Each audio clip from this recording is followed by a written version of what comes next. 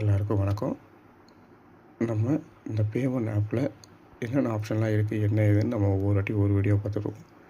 இப்போ வந்து பார்த்திங்கன்னா கேஷ் அட் யூபிஐ அப்படின்னு ஒரு ஆப்ஷன் கொண்டு வந்துருக்காங்க. இந்த ஃபஸ்ட்டு இருக்குது பார்த்திங்களா, கேஷ் அட் யூபிஐங்கிற ஆப்ஷன்.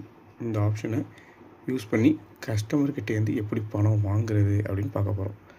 இது வாங்குறதுனால நமக்கு என்ன பெனிஃபிட் அப்படின்னு பார்த்திங்கன்னா, ஜிபே, ஃபோன்பேயில் பணம் வாங்குகிறோம், அது நம்ம பேங்க்குக்கு டேட்டா ரிஃப்ளெக்ட் ஆகுது. அதுக்கு பதிலாக இந்த கேஷ் அட் யூபிஐயில் பணம் வாங்கினோம்னா நமக்கு மேலே இருக்க பார்த்திங்கன்னா 242 வேலெட்டு, அந்த இடத்துல பணம் வந்து ரிசீவ் ஆகிடும். ஸோ நம்ம அந்த பணத்தை வேணும்னா நம்ம பேங்க்லேயும் மூவ் பண்ணிக்கலாம். இதில் எப்படி பணம் வாங்குறது அப்படிங்கிறத நான் இப்போ உங்களுக்கு எல்லாருக்கும் ஒட்டி சொல்லி காட்டுறேன். அது கொஞ்சம் பொறுமையாக பாருங்கள். இந்த ட்ரான்சாக்ஷன் பண்ணியும் நம்ம ஆதார் மூலமாக எப்படி வாங்கி கமிஷன் லேர்ன் பண்ணுறோமோ அது மாதிரி இந்த பணம் ரிசீவ் பண்ணுறதுலையும் கமிஷன் லேர்ன் பண்ணலாம். ஆனால் இதில் முக்கியமான ஒரு விஷயம் இருக்குது. நீங்கள் 10, 20, 30, 110, 1010, 210 இப்படிலாம் பணம் வாங்க முடியாது. 100, 200, 300, 400, 500 இந்த மாதிரி தான் ஹண்ட்ரட்ஸில் தான் பணத்தை ரிசீவ் பண்ண முடியும். இன்னொரு விஷயம் பார்த்தீங்கன்னா, இங்கே பணம் ஆட் ஆனதை நீங்கள் ஒரு பேங்க்குக்கு மூவ் பண்ணிக்கலாம். முன்னாடி ஆட் பண்ணின்னு ஒரு ஆப்ஷன் இருந்துச்சு, அந்த பணத்தை வந்து பேங்க்குக்கு மூவ் பண்ண முடியாது. இப்போ இந்த ஆப்ஷனில் மூவ் பண்ணிக்கலாம். நான் உதாரணத்துக்கு கேஷ் யூபிஐ அப்படிங்கிற ஆப்ஷனுக்குள்ளே போகிறேன். இதில் என் பேர் இருக்குது, வேணும் டிஜிட்டல் சர்வீஸ்னு. அதில் போய்ட்டு ஒரு 5000 நான் வாங்குறத போகிறேன். பக்கத்தில் நான் இன்னொரு ஃபோன் வச்சுருக்கேன், அதில் ஜிபேவை ஓப்பன் பண்ணி வச்சுருக்கேன். ஓகேங்களா? இப்போது இங்கே வந்து பார்த்திங்கன்னா QR கோடு ஓப்பன் ஆகலை. எவ்வளோ அமௌண்ட்டு கஸ்டமர்கிட்டேருந்து நான் வாங்கணுமோ, இவங்கள்ட்டேருந்து நான் இப்போ வாங்கணும் அப்படிங்கிறதுக்காக இதில் QR கோடை ஜென்ரேட் பண்ணுறதுக்காக வச்சுருக்கேன். இதில் பார்த்திங்கன்னா ஜென்ரேட் QR இருக்குது. இது வரைக்கும் QR வரல. 30 செகண்ட் தான் டைம். ஸோ ஃபஸ்ட்டே இதை ஓப்பன் பண்ணி வச்சுக்கிறது என்றைக்குமே நல்லது.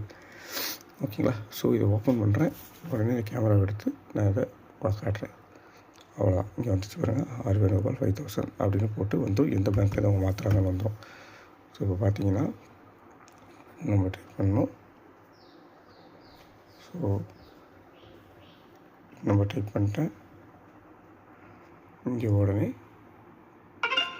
Your transaction is successful of amount 5000. அவ்வளோதான். ஓகே அப்படின்னு நம்ம கொடுத்துருவோம். ஏற்கனவே எவ்வளோ இருந்ததுன்னு பார்த்துருந்தவங்க இப்போ இந்த பேலன்ஸை எவ்வளோ இருக்குன்னு கண்டுபிடிச்சிருக்கலாம். இல்லை சார் நான் அதை பார்க்கல, எப்படி பார்க்குறதுன்னு கேட்டிங்கன்னா, ரிப்போர்ட்டுக்கு போங்க, பேலன்ஸ் ஹிஸ்ட்ரி போங்க. இங்கே வந்து வந்திருக்கும். அதாவது 5000 பணம் வாங்கினதுக்கு 7 ரூபா கேஷ்பேக் கொடுத்துருக்காங்க. இது வந்து பார்த்திங்கன்னா இங்கே ட்ரான்சாக்ஷன் ஐடி கொடுத்துருக்காங்க, 2523942978 அப்படிங்கிறதுக்கு அதே நம்பர் இங்கே போட்டு அந்த ட்ரான்சாக்ஷனுக்கு கமிஷன், இந்த 2978க்கு 2978க்கு கமிஷன்.